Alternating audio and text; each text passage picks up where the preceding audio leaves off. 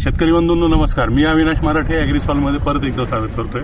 पारेगावला आलो होतो. 18 तारखेला आपण यांना जे या प्रॉडक्टवरती आपण सुपर पीचं ड्रिंचिंग दिलं होतं. सर्वात पहिलं ड्रिंचिंग जे ते सुपर पीचं दिलं होतं.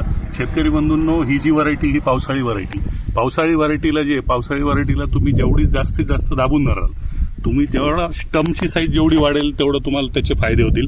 यांना बघू शकतो आपण सुपर पी पहिल्या ड्रेंचिंगला दिल्यामुळे पहिल्या पैशापासूनच त्यांना फुटवे दिसायला लागलेले आहेत. याची वाढ जी आहे ती आपण नियंत्रित ठेवलेली आहे आणि फुटव्यांची संख्या आहे, कारण या पावसाळ्या व्हरायटींना जेवढे फुटवे खालून निघतील तेवढी फळांची संख्या वाढेल.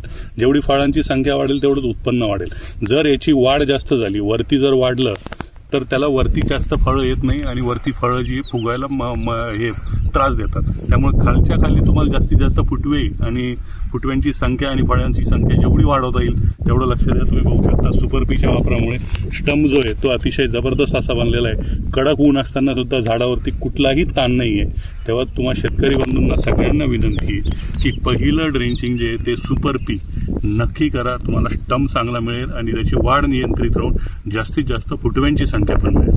धन्यवाद.